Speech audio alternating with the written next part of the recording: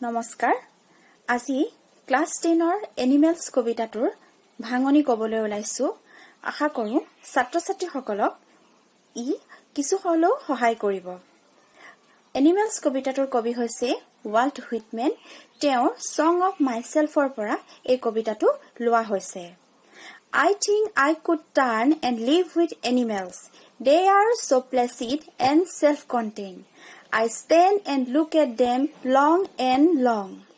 কবিয়ে জন্তুলৈ নিজকে পৰিৱৰ্তন কৰি জীৱ-জন্তুৰ মাজতে থাকিব বিচাৰিছে। কবিৰ মতে জন্তুবোৰ হৈছে শান্ত আৰু আত্মনিহিত। ইহঁতে মানুহৰ দৰে নিজৰ কথা আনৰ লগত শ্বেয়াৰ কৰি নুফুৰে বা মানুহে যেনেকৈ লোকৰ কথা পাতি ফুৰে সেই স্বভাৱবিলাক জীৱ-জন্তুৰ নাই সেই কাৰণে কবিয়ে বহুত সময় ধৰি জীৱ-জন্তুবিলাকক চাই থাকে আৰু মানুহৰ লগত সিহঁতক তুলনা কৰি থাকে জীৱ-জন্তুবিলাকৰ মাজত কোনো অশান্তি নাই সিহঁতৰ স্বভাৱ শান্ত আৰু আনৰ লগত সিহঁতে কোনো মতলব নাৰাখে নিজে নিজৰ মাজত ব্যস্ত থাকে আৰু সুখত থাকে সেই কবিয়ে জীৱ-জন্তুৰ লগত থাকিবলৈ বিচাৰিছে ইয়াৰ পিছৰ ষ্টেঞ্জাটো হৈছে They do not sweat and whine about their condition. They do not lie awake in the dark and weep for their sins. They do not make me sick discussing their duty to God. জীৱ-জন্তু বিলাকে নিজৰ অসুবিধা বা অশান্তি পালে মানুহৰ নিচিনাকৈ complain নকৰে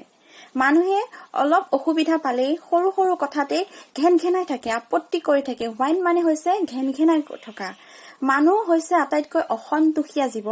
সেয়ে অকনমানতে কি হয় কমপ্লেইন কৰিবলৈ আৰম্ভ কৰি দিয়ে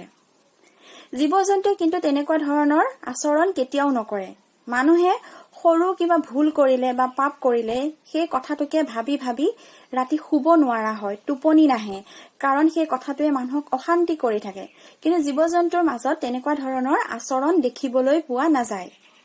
মানুহে ভগৱানক পূজা কৰি নিজৰ দায়িত্ব পালন কৰিব বিচাৰে কিন্তু মানুহে জীৱ-জন্তুৱে তেনেকৈ ভগৱানক পূজাও নকৰে আৰু কোনো দায়িত্ব পালন কৰাৰ কোনো দায়বদ্ধতা সিহঁতৰ নাই মানুহৰ এই আচৰণবিলাক দেখিলে কবিয়ে মানে বেমাৰী নিচিনা হৈ যায় মানে ইমানেই বেয়া পায় মানুহৰ এই আচৰণবিলাক The next stanza হৈছে Not one is dissatisfied, not one is demented with the mania of owning things. Not one kneels to another, nor to his kind that lives thousands of years ago. Not one is respectable or unhappy over the whole world. জীৱ-জন্তুৰ মাজত কোনো অসন্তুষ্ট হৈ নাথাকে কিন্তু মানুহে সৰু বস্তু এটা কিনিবলৈ গৈ যদিও দোকানত নাপায় বা সৰু বিচাৰি থকা সৰু বস্তু এটা যদি নাপায় তেতিয়াই মানুহবিলাক কি হয় একদম অসন্তুষ্ট হৈ যায় খং উঠে গালি পাৰে অৰ্থাৎ মানুহ হৈছে খুব লোভিয়া আৰু অসন্তুষ্টিয়া প্ৰাণী তাত ঠিক সেইদৰে মানুহে মানুহৰ গোলামি কৰে মানুহৰ দাস হৈ থাকে আৰু তোমালোকে যদি ইতিহাস পঢ়া তেতিয়া গম পাবা যে হাজাৰ হাজাৰ বছৰ ধৰি মানুহে মানুহৰ গোলামি কৰি আহিছে আমিও এটা সময়ত ব্ৰিটিছৰ গোলাম হৈ থাকিবলগীয়া হৈছিল ব্ৰিটিছৰ তলতীয়া হৈ আছিল কিন্তু জীৱ-জন্তুৱে কোনো কাৰো গোলামিও নকৰে কাকো কোনেও সন্মানো কৰিব নালাগে এই জীৱ-জন্তু বিলাকৰ মাজত যে এই ধৰণৰ গোলামি কৰিবলগীয়া দাস হৈ থাকিবলগীয়া আনক সন্মান কৰিবলগীয়া এই স্বভাৱবিলাক নাই ইয়ে সিহঁতক সুখী কৰি ৰাখে সিহঁত কেতিয়াও অসুখী নহয় চাবলৈ গলে পৃথিৱীৰ আটাইতকৈ সুখী হৈছে এই জীৱ-জন্তুবোৰহে They bring me tokens of myself. They evince them plainly in their possession. I wonder where they get those tokens. Did I pass that way huge times ago and negligently drop them? কবিয়ে কৈছে যে যিবিলাক quality আগতে মানুহৰ আছিলে যেনে ধৰা simplicity সৰলতা মৰম চেনে ভাতৃত্ববোধ ব্ৰাদাৰহুড এইবিলাক আগতে মানুহৰ মাজত আছিল এতিয়া এই কোৱালিটিবোৰ কেৱল জীৱ-জন্তুৰ মাজতহে দেখিবলৈ পোৱা যায় কবিয়ে ভাবিছে এই কোৱালিটিবোৰ জীৱ-জন্তুৱে ক'ত পালে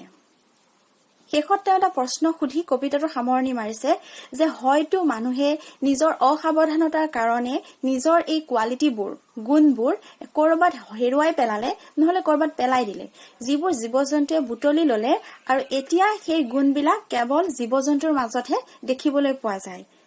এটা শেষত তেওঁ এটা প্ৰশ্ন কৰি কবিতাটোৰ সামৰণি মাৰিছে যে মানুহে হয়তো এই মৰম চেনেহ সৰলতা ভাতৃত্ববোধ এই কোৱালিটিবোৰ পেলাই দিলে আৰু জীৱ-জন্তুৱে বুটালি ললে নেকি বাৰু এনেকৈ তেওঁ কবিতাটোৰ সামৰণি মাৰিছে ধন্যবাদ